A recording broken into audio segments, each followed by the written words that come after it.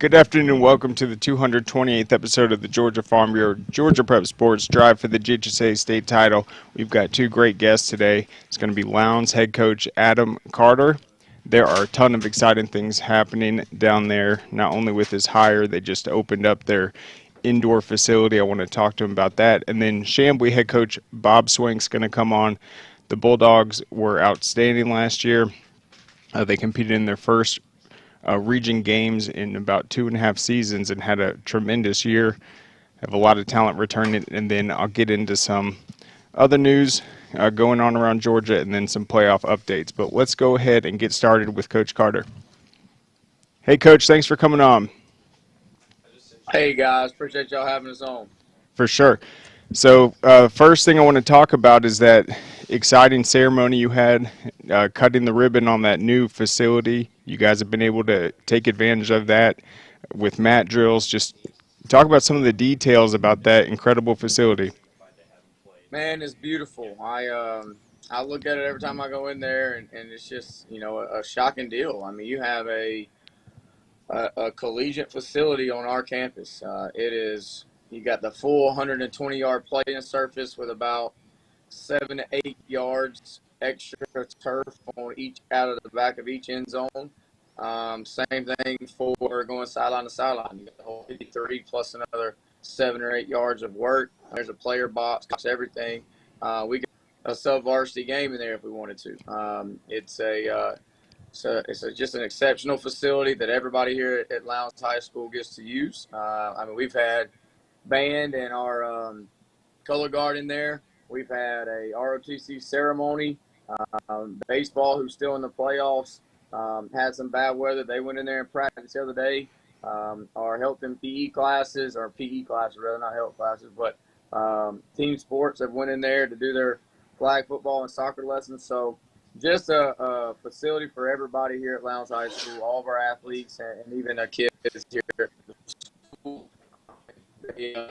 Cutting corners on that, man. There's a unbelievable sound system in there. The playing surface is the exact same as we have out on the game field, and so it just gives our kids a step up and being able to get out of the heat when we do. South Georgia, you're going to have storms pop up just about every day in the summer and the fall. So it just gives us some opportunity inside to get our work done without having to go into a gym.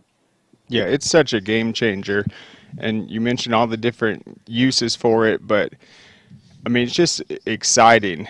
I'm looking at footage from your mat drills. It literally just looks like a college football program. The videos coming out of it, it's just a really big accomplishment and feat for the school, and just the type of experience you're trying to give the kids coming through the program. I mean, that really kind of shows the magnitude of Lowndes, just showing up and being able to compete in first-class facilities like that. No doubt. I mean, a year ago, March, they built a brand new 3-story building here for academic building, including offices and computer labs and all that. So it's just the next phase, man. Our superintendent and our board of education is very forward thinking when it comes to facilities, doing things for our kids. And so there's plans to do a lot of things here, as far as the facilities. And, our softball field is turf, our baseball field is turf. They're doing a new track this summer for our track kids who just won their 8th and 9th, I believe, straight region championship in track. So the investments in the overall student here from top to bottom is as good as any that you'll find. Yep, I've noticed the girls teams have been having a really exciting school year. Baseball team killed it this season. Really a lot of excitement, but I want to talk about your decision just to go down to Lowndes. You were in Gwinnett County. It's one of the biggest counties. It's got to be a little different, though, in terms of, I guess, the leadership in the Lowndes community compared to Gwinnett. Just still 7A football, but minor changes, maybe a more athletic-centric, Lowndes, Valdosta-centric leadership. Well, I think one of the big things is, and I've told people, college coaches, when they came by and talked to us, or coaches I've been interviewing, like, our Board of Education is right behind us, and I can go over there anytime I need to and talk to our assistant superintendent or talk to our super or go walk straight into HR and ask for help or IT, whatever it is. And I think that's the biggest difference. It's just more personable. We got one high school instead of 18 or 19 in Gwinnett. And it is a large school, right? We're 3,200 kids. But it's still a small town atmosphere. So it's a small town way of thinking. Everybody is obviously we got another school across town, right? But if you're a Lowndes Viking, you're a Lowndes Viking. You're not pulled in 18 different directions, about when you're in elementary and middle school. And so our guys are here, man. They're Lowndes Vikings from the time they're in elementary school to the time they graduate, which is an awesome deal. That was one of the biggest reasons I wanted to get back down here. Was that the atmosphere, the Atlanta and everything we had up there, man, was awesome. I enjoyed that time of my life. It was a great experience for me, but ultimately this is where my family and I wanted to be. And I think we have landed the best job in South Georgia, and so it's been a huge blessing for us. The leadership here has been nothing but supportive of everything we've done this far. Things I've asked for, things I felt like we needed for our kids to be successful. You go in there, you have a plan. Our folks find a way to make it happen. Not necessarily just find ways not to make it happen. So it's really good. I put our leadership against anybody. My principal, Miss McCall, was principal of the year for the state of Georgia last year. My assistant principal was the assistant principal of the year last year. Danny Redshaw, my athletic director, has won a state championship coaching as well. So, it's really good people, man, and people you want to be around. And so we're excited about the direction we're going right now. Absolutely. And you've coached at Camden County for a bit, obviously Creekview, Grayson, and then you've always been squaring off with these South Georgia powerhouses too. You're familiar with a lot of the top programs. Talk a little bit about this schedule, though. It looks like you're going to be playing more of the Florida teams. You have that opportunity to just where you guys are geographically to represent South Georgia, but also it's a smaller region, introduce some of these big Florida games. Yeah, so it's much quicker and much easier drive for some of these North Florida schools than it is for the Metro Atlanta schools, right? So those guys in Florida have always been on the schedule when it comes to wherever we've been, whether we were at Camden or whether we were at Austin. It was always, you had some opportunities to play some Florida schools. And so we've got West Broward coming down South Florida. We've got Dunbar, and we've got Gaston City coming. We also open up at Colquitt in a little opener classic deal with a Christ School out of North Carolina, which that one probably wasn't a great one to schedule. They got talent all over the place and are really good. So we'll open up with them at Colquitt. The Florida schools then start rolling into town, which if you know anything about Florida football at the high school level, it's they're going to have athletes all over the place that can run. And so that's going to be a big test for us to see if we can keep up with them, just speed-wise. We got Coweta coming here this year. And then, everybody's talking about this one. We got to go to Grayson. That one's going to be tough. I don't think you can ever say I'm looking forward to it because that was home for 4 years and going back and playing those guys. It will be good to see them. Got to see some of the baseball kids and coaches, trainers this past week. They came down to play us in baseball, so that'll be tough. And then once we get done with that, we'll get into this region. It's going to be brutal. So it's a tough schedule, man. It's one of the toughest I've had since I've been a head coach, and it's going to take a lot to get our kids prepared week in and week out to play that schedule. Yeah, and when you took over the job, it looks like you've been busy finalizing your staff, doing kind of the extra above and beyond things too in terms of handling the social media, promoting the kids. But what was just your first message to them on what the goals were going to be this season, what your standard was going to be, and just how did you kind of lay out what the off season would look like for them? We kind of hit the ground running.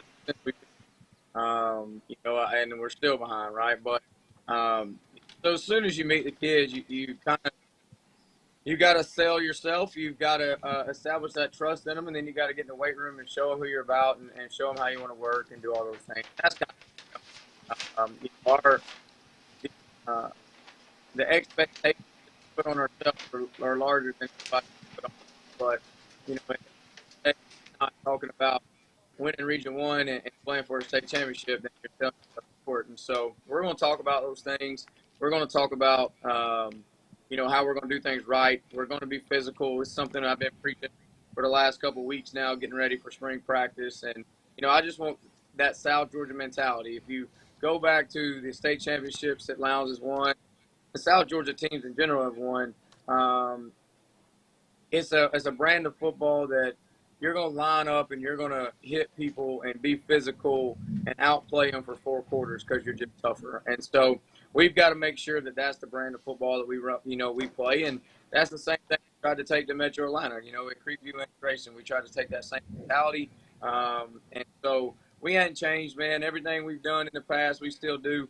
It's just it's a different spot. The thing's about kids. And it's about getting good coaches around your kids. It's about getting them to trust you as fast as you can. I think one thing coaches we lose track of is they got to trust you before they believe in you and before they'll go out there and run through a wall for you. So those relationships and how we've handled them up to this point, hopefully will roll straight into spring practice. We'll get going in the right direction for spring. Hopefully feel good about what we got of spring practice. Yeah, but when I think of Lowndes, they always have a ton of speed. You're talking about bringing that physicality. I think you definitely have that proven track record. What about just the way the players come in and present themselves day in and day out? I mean, how have you stressed that just to get them to really represent the Vikings as members of this football team? So I think that it comes into some of the stuff we've talked about from our culture stuff. We do our character ed on Wednesdays, but it's really been on how do you as an individual, how do you represent our school, how do you represent our community and our football team? That's stuff that we've tried to preach to them of just being, they're not just football players. Football don't identify who our kids are; it's a part of their life. But I want young men that's going to go out in our community and be successful and represent our program well and their families well. And so we've tried to establish that whole deal, the overall person. Again, just come into a school like this and a transition period, and the only thing you're worried about is football. That can't be the case. And so when you're hiring guys to come in and be around kids, that's one of the things we talk about is look, I got to have really good people around our kids because just whether you're in South Georgia, whether you're in Metro Atlanta, it's still going to be the same stuff. You're going to have issues at every place. And so, we've tried to well-round our kids and put them in situations to let them grow and mature over the last 16 weeks or so. But I think that's been the biggest thing, man. It's just our approach to taking kids, getting them to buy into what we're doing. Oh, looks like Coach Swank jumped on real quick. Thought I sent the 2 separate links. That's my bad. Najee, I swear I did. All right, well, that was great stuff with Coach Carter. I'm going to text him real quick. We'll have to get him on later on. I mean, that was just fascinating to hear. One second, let me just tell him thank you.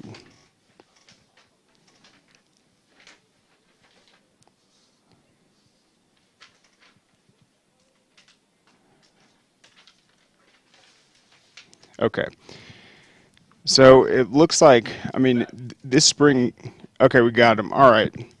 Sorry, Coach Swink jumped on real quick, so we'll try to get in one more question. But, I mean, how big is this spring going to be just from the evaluation, communication with the coach and staff, and just having a spring that's going to bring the team together, put the vision in focus, but also evaluate the positions, find the best guys?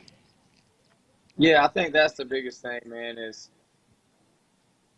how we can get the base concepts of how we want to do stuff. I mean, at the end of the day, on May 4th, we're not playing for the state championship. We're just trying to fix Lowndes and get better at Lowndes. And so if we can do those things in spring practice and establish the philosophies we want on the field and come out healthy. I think that's a big thing too. Our coaching staff, a lot of new guys, and so we've got to get on the field together. We've got to get with our kids. We've got to show our style and our brand. And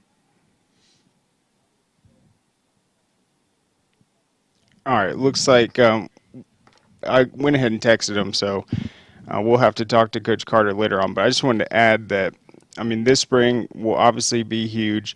They have the benefit of their incredible indoor facility that he was talking about, a full field. And if you go to, you can follow Coach Carter. He's at Carter Vikings FB, and then the official Lowndes Athletics page is Lowndes_sports. You got to check out some of the footage from their mat drills inside this facility. That is such a game changer. As I said, it just takes out all the potential curveballs with the weather and stuff. When the convenience, I mean, you can't really put a price on just how valuable that is, just having that state-of-the-art facility. And it's just exciting. It adds to the magnitude. It presents great footage. He talked about the sound system in there.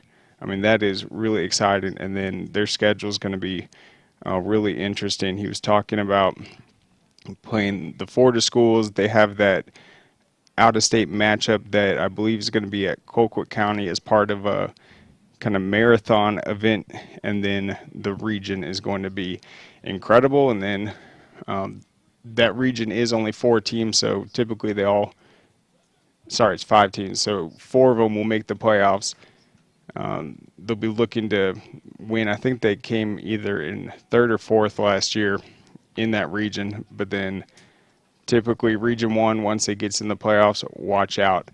And getting home field in 7A is so huge because you don't want to be making those trips up to Atlanta every week. So it'll be really exciting. But let's go ahead. We'll take a break. Thank our sponsor, Georgia Farm Bureau, and we'll be back with Coach Swank on the other side.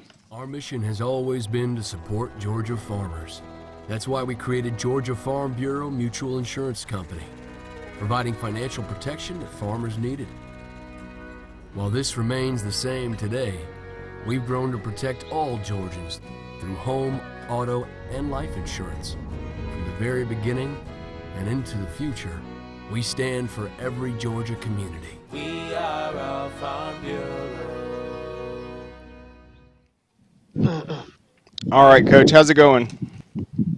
Oh, it's going good. I'm trying to get to a location where I can do the call. I can't get any reception inside. Okay, yeah, that was my bad. I sent you and Coach Carter the same link, and so it was that was my fault. I swear I tried to send the different ones. But let's talk about how this offseason has been. You guys came off a season where you guys were back in region play. You were extremely competitive. There's a lot to build off of. You do lose some pieces, but overall, I mean, how's the excitement been this offseason and the focus just to try to build off what you guys accomplished? Yeah, there's been a lot of energy in our off season. We have the best numbers that we've ever had. Even we're losing 18 seniors, and right now we've got 90 guys coming into the spring on paper, which for us is a big number. I know it's not something you would think big at some of the Gwinnett schools, but 90 guys for us is big. Yeah, no, that's huge. And that was one of the things we talked about last time. I think it was after you guys were 3-1 when we spoke last season, but you guys didn't compete in the region. You wanted to take advantage of that time to get some wins, build that confidence, and then just looking at last year, even how you guys stacked up against Ware County in the playoffs, it says a lot about the type of talent, what you guys were doing defensively, schematically, the type of playmakers you have. To see Ware County, what they did to Warner Robins in the championship, what did kind of that make you feel just in terms of putting it in perspective? Yeah, it did put it in perspective, and I think we're probably a little better football team than a lot of people give us credit for. We had really good players last year, and we're losing a bunch of good ones, but man, we've got a lot of guys working hard to try and take their place right now. So it was, we didn't want to lose any games, but it's I guess at least something we can hang our hat on that we got put out by the state champion. Absolutely. And then it looks like Tristan Sizemore, he was one of your top receivers last year. Was he the one that you said was your school's all-time leader? No, he's not. Those guys graduated. Jordan Thornton's our all-time leading receiver, and he's moving on to Iowa Western College. But Tristan had a great year. He led us in receptions last year, and we're expecting big things out of him this year. Okay, so yeah. And then Fabian Walker, a great passer. He was your all-time leader. I think he actually one of the top in DeKalb last season.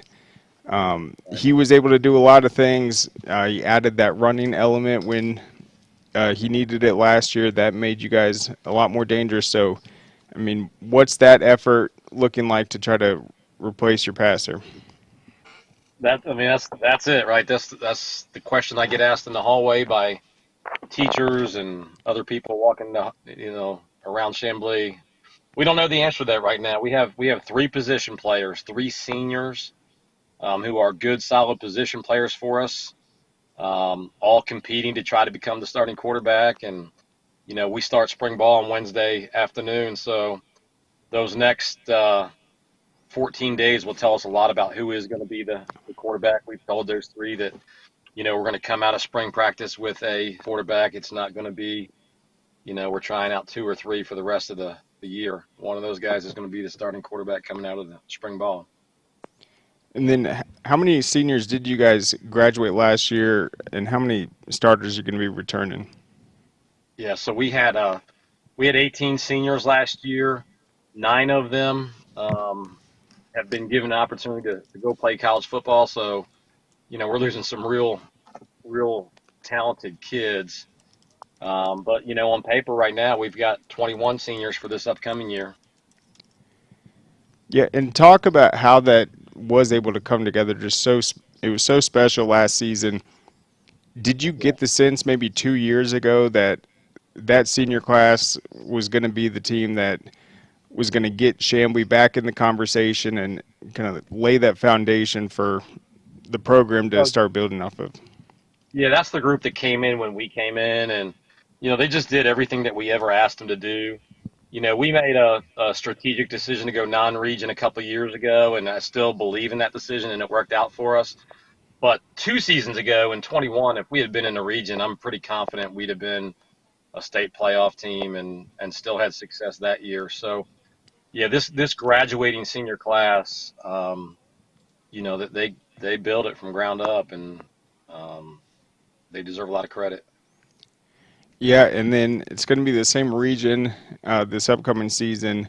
You guys were really close to potentially getting that top seed. We talked to Coach Felton last year at Decatur. They were a great team. I think he since has moved on. But what's your overall impression of the region, and how confident are you just after competing so well last season?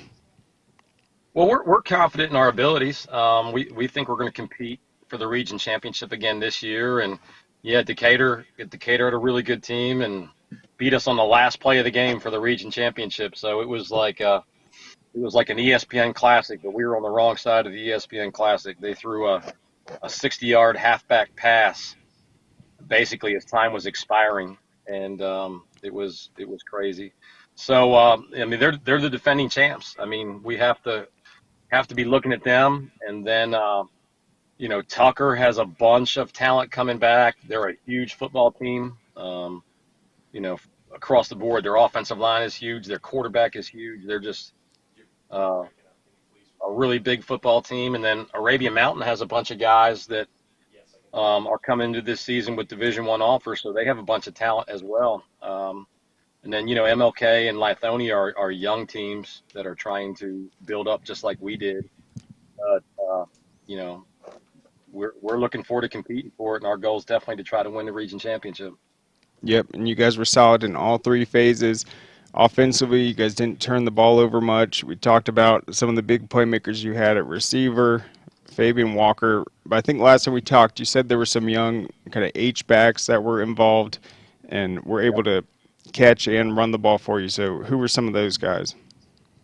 Yeah, we have we're going to be a really young football team this year, but they kind of remind me of that senior class that we just talked about. So we're going to have a lot of sophomores on our team this year, playing meaningful minutes. But our receiving core and the H-backs, um, Tristan Sizemore is our leading returning receiver.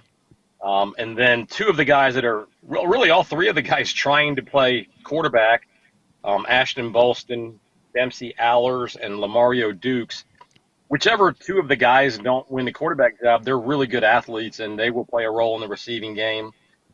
We have a really excellent defensive end named Marquacious Wright. He's going to end up playing offense for us this year. And he's a 6'3", 220-pound receiver. So he's going to play a role in offense as well. So, we have 7 or 8 guys that are going to contribute in the passing game on that side of the ball, and they all block well too. Yeah, Marquacious Wright. I think, power forward for you guys in basketball. Can play tight end, defensive end, receiver. So do you feel like you have a lot of guys like that this spring or this offseason where they could potentially contribute in a lot of roles? You're just trying to put the pieces together. Yeah, that's it. I mean, that's what spring ball is going to be about, is guys just stepping into their roles. And, pretty much all those guys I just mentioned, are going to be seniors. But like I said, we have a really nice young sophomore class of athletes, a kid named George Ross, Duncan McFall, Edward Reed. And, those guys are all going to be in the mix too, battling for positions. Yeah, and I feel like just when your football team at your school is competing well, winning games, it just seems to set the tone for the entire school year. I'm looking at it right now. Your girls' soccer team is looking to make history this week. It looks like across the board, though, it's been a really successful year all around for Chamblee. It's been a great year. It really has. I mean, softball was in the state playoffs, baseball was in the state playoffs, volleyball, swimming, both soccer teams, both tennis teams. Track and field has a bunch of kids moving on, and so it's been a really fun year at Chamblee, and there's a lot of positive energy and good vibes around the high school. And then, were there any changes to the coaching staff this offseason, or has it remained intact? That's such a huge thing in athletics, any type of athletics, from pros on down. We've been able to retain basically our entire coaching staff, and then we've added an offensive line coach named Will Schifrin, who's coming in, and we've cumulatively we've led the state of Georgia in scoring over the past 2 seasons, and we've done it without an offensive line coach. So I told Will that we should probably bump our points per game up about 10 points per game now that he's on board, or at least that's what I'm expecting from him. Wow, that's a great stat. So 423 points last year, 500. So that's at like 46, 47 points per game. Right.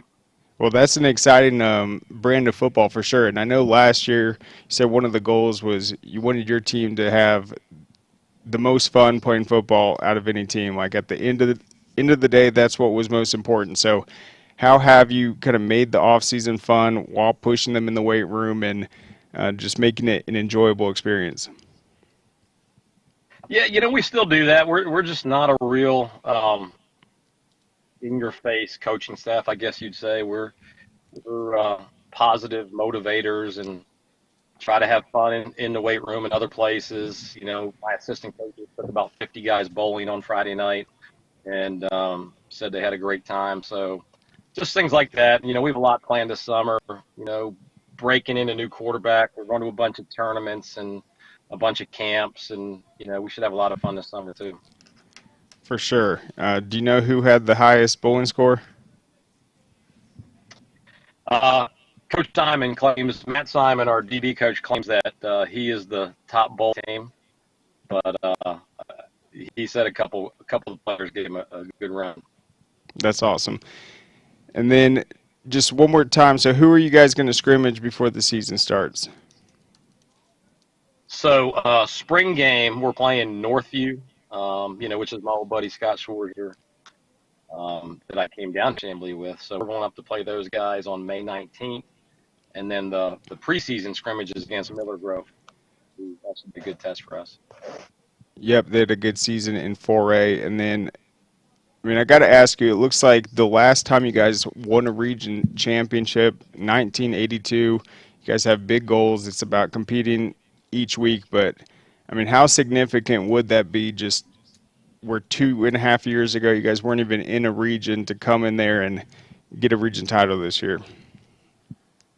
Oh, it would be humongous. It'd be huge. We let one slip out of our hands this year. We were winning 38-20 going into the fourth quarter against Decatur, and we placed so many guys on both sides of the ball. I think in the fourth quarter we probably had 10 of our starters cramp and have to leave the game during the fourth quarter. And I'm not taking away from Decatur because they beat us, fair and square, but.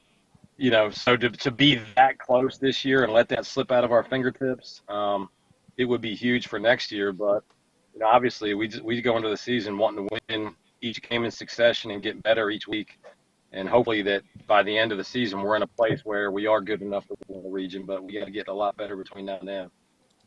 And then talk a little bit about your offensive line, because obviously you talked about how successful your offense has been. That's running the ball well when you need to, keeping drives going, having the explosive plays. But who in that group is really helping set the tone this year?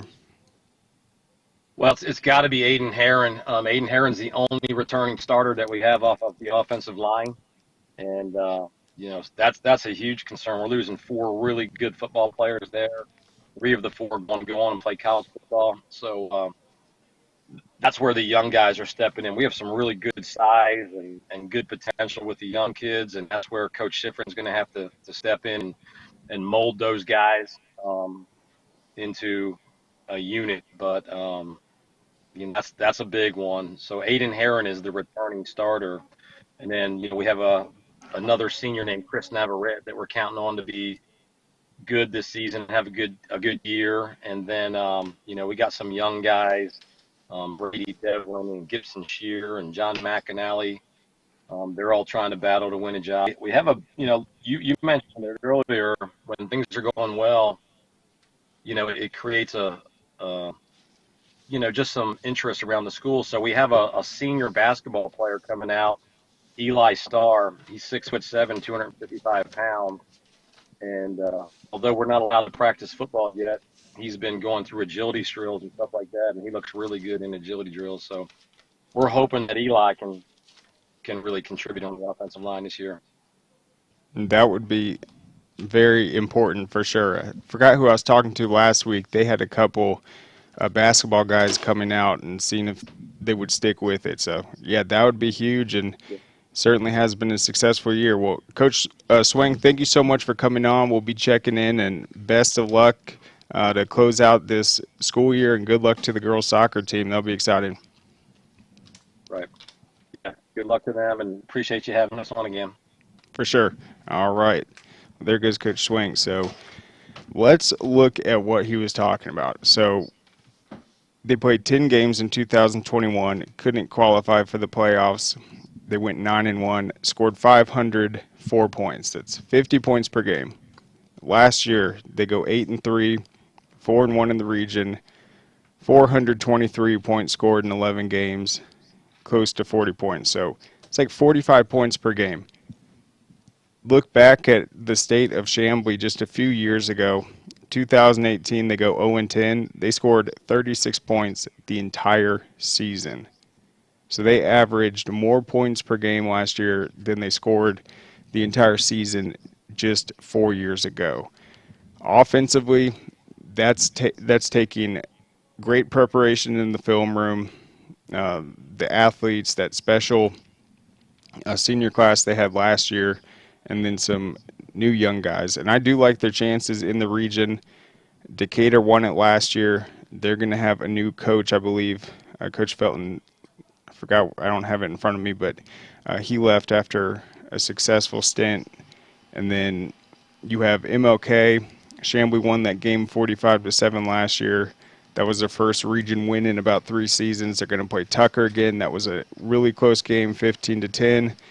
They beat Arabia Mountain 49-6 last year. The Decatur one was that 40-38 loss, and then they beat Lithonia 42-18. So I do think some of those games will be more competitive, that were perhaps more lopsided, but you have big showdowns with Tucker and Decatur. That region championship could be up in the air. And then what did Chamblee do in the playoffs last year? It's exactly what he said. They were much better than people gave them credit for, just because it was their first year really competing. People would see these big results, but how are they going to stack up against some of these teams that are just used to playing in the playoffs, where this is a team that hadn't been in the playoffs for several seasons? And they beat McIntosh 62-13 in the first round. And that was a home game too. That was their first home playoff game in forever. And then they played eventual state champion Ware County in the second round.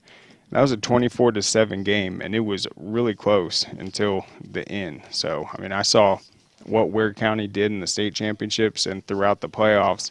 The fact that Chamblee was able to hold its own in its first playoff, or first taste of the playoffs in years, is really impressive. So we'll leave that right there. Let's look at some of the other news that I have right here. So I thought this was exciting. I'm always talking about Walton. So they have, speaking of new facilities, Lowndes has the indoor. I don't know of any plans yet for Walton to have the indoor facility. If they get one, I'm not sure it will be quite as big as the Lowndes one, which, as he said, you could play an actual football game in there. But yeah, Walton has the new facilities on the other side of the street from their brand new school.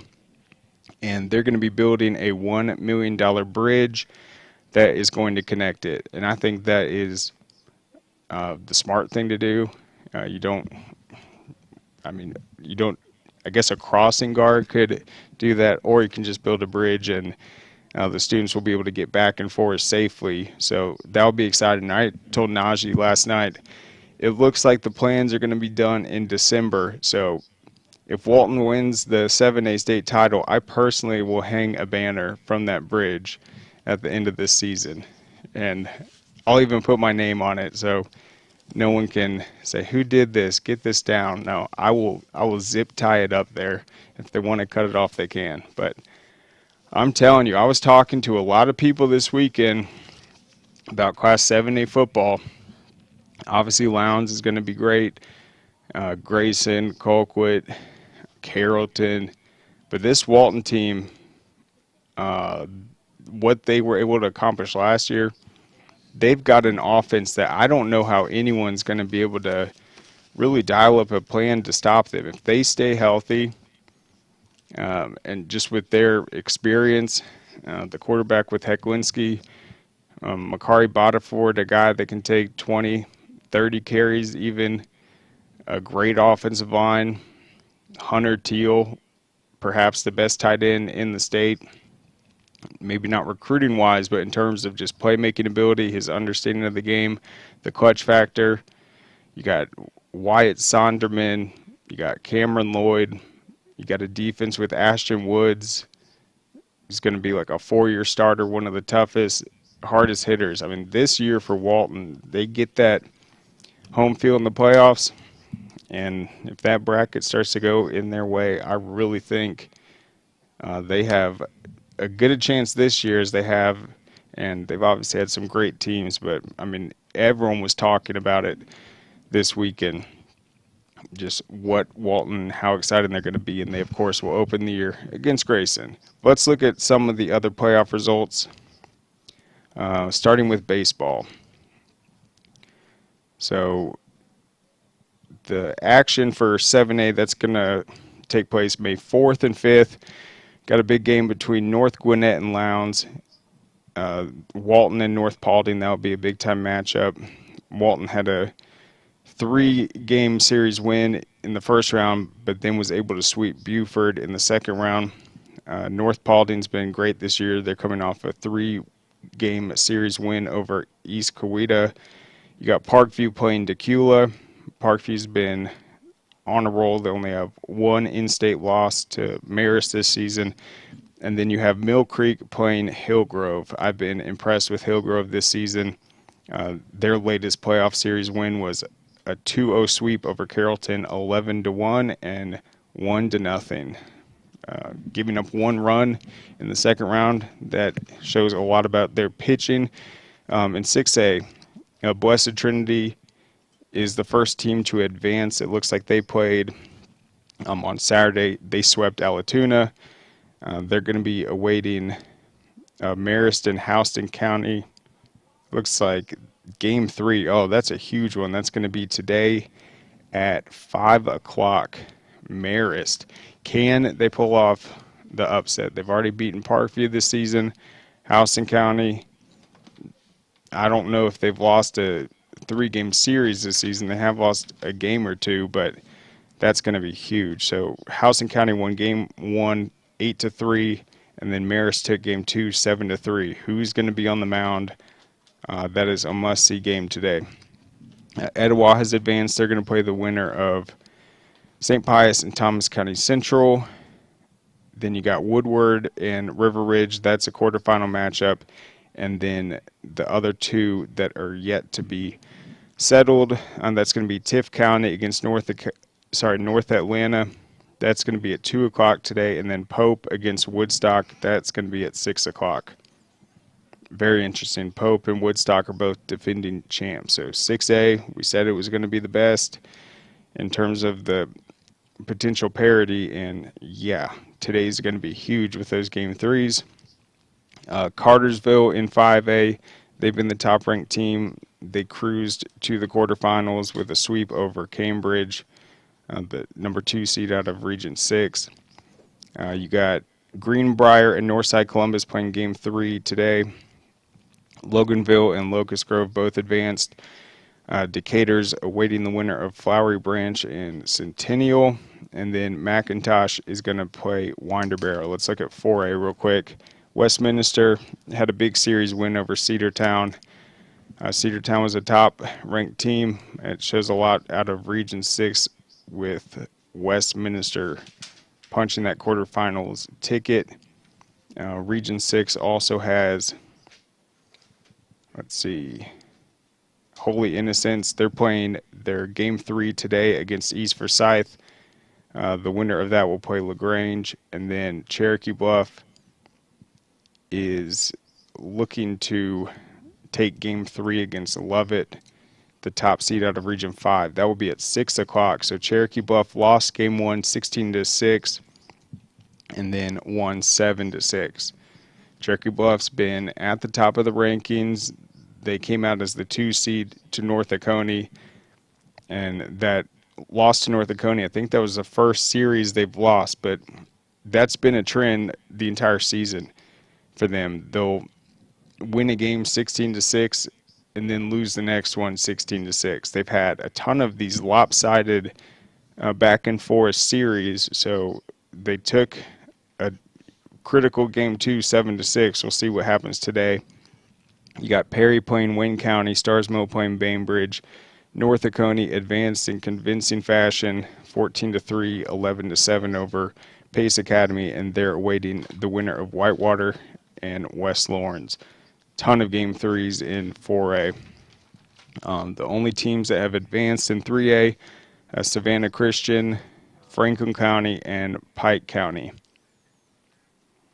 Looks like there were some rain delays. Harlem, the top seed, I think they've only lost 1 game this year, 1 or 2 games. They're going to play Thomasville. Got rained out this weekend, and that will start a doubleheader at 4:30 today. All right, so let's look at lacrosse real quick. Man, oh man. In Class 7A, South Forsyth goes on the road and gets the win over Walton, 7-6. So Walton's season comes to an end. Thought they played outstanding defense all season long. They had some big wins. Never that signature one where they could have topped North Paulding for the region title. That was a 3-2 game at the half. They ended up losing, I think, like 10-4 or something. So they stacked up well with everyone. They just could not get that offense going, couldn't get the shots on goal. So South Forsyth is going to face off with North Cobb in the quarterfinals. So North Cobb, I've got to think that win over Mountain View was huge for them. They're the number 4 seed out of that area too. And I don't think they've ever been this far in the lacrosse state playoffs. So that's a huge accomplishment, huge opportunity against South Forsyth. And those games are going to be played between May 2nd and 4th. So I have to get the exact dates. It's either going to be Tuesday, Wednesday, or Thursday. You have West Forsyth playing North Paulding. Might be the game of the week right there. West Forsyth having a historic season, and they're both coming off huge wins in the second round. West Forsyth 18-2 over Parkview. North Paulding 16-2 over Marietta. You got Buford and North Gwinnett squaring off as well. And then Harrison against Lambert. That's the 7A boys. In 5A, 6A, Centennial against Marist, BT against Allatoona, Lassiter against Cambridge, and then Pope against Roswell. And then down in Class 1A through 4A, big rivalry game. Westminster is going to host Pace Academy. You got Fellowship Christian and Wesleyan, Lovett and Holy Innocents, Stars Mill and Kings Ridge. So that leaves Stars Mill as the only non-private school in that Class A 4A bracket. So look at the girls real quick.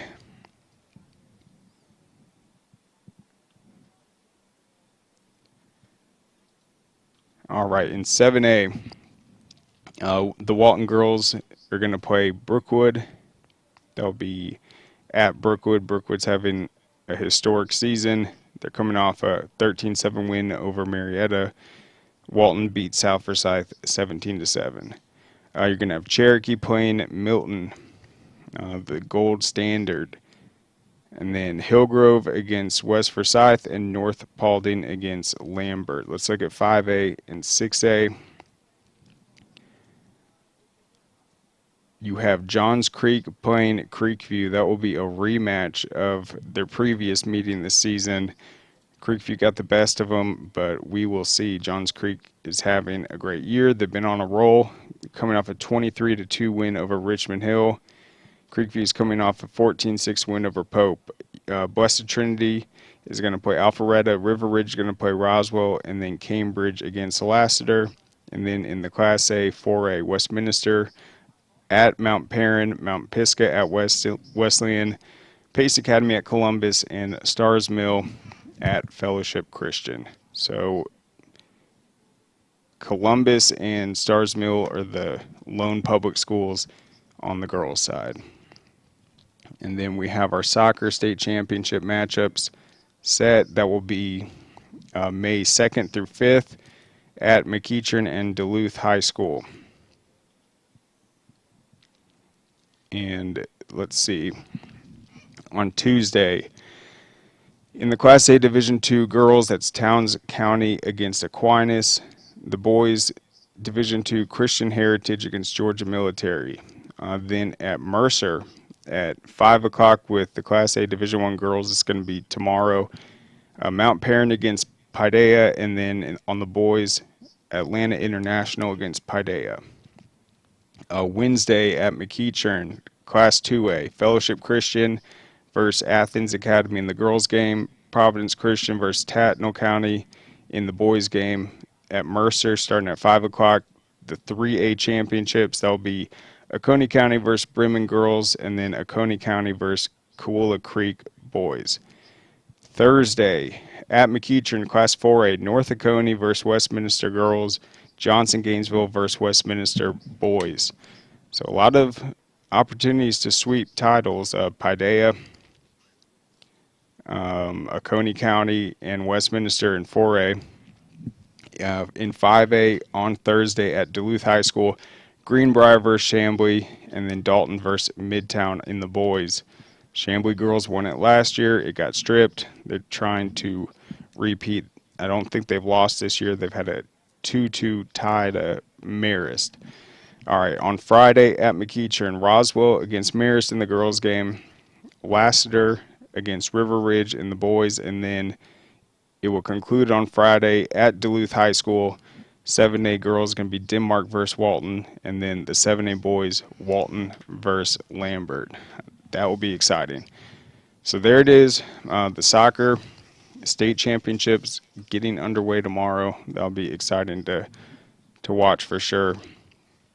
I'm sure there'll be some good highlights coming from that. So we'll have that coverage at scoreatl.com. Najee and I are going to be back tomorrow at noon with Underrated and Overlooked. We'll talk some more high school news with these playoffs, recruiting updates. Always interesting to talk about just football, basketball stuff on the high school side as well. We're going to have college news, and then we'll talk some NBA, I'm sure, some NFL draft post coverage as well. So tune into that, and Najee will talk about the Warriors. He's excited about Steph Curry. A legend. Yes. Gotta say, all-time great. Who was it? Was it Jeff Van Gundy that said he wasn't going to be good? I think so. Yeah. A lot of people had the Kings win that series. Yeah, I mean, there were some questions. I just remember early in his career, they're just like, oh, this guy's done. His ankle injuries, he's never going to be good. And then, like, you watch him play, it's like I literally have never seen someone shoot that well in my life. I mean, yeah, he really is a game changer. He dropped 50 in Game 7. No help. Clay was 4 for 19. Wiggins was 5 for 16. He dropped 50. His next leading teammate had 17. Yeah, 50 points in the Game 7. In a Game 7. Yep, he is one of the best. Probably the best shooter I've ever seen. So that will be fun. We'll be talking about the NBA playoffs and getting caught up on that. But thanks for joining us. Thanks to our two guests today. That was really great stuff, and we'll be back with another full week of coverage. So happy May, everyone. We'll see you then.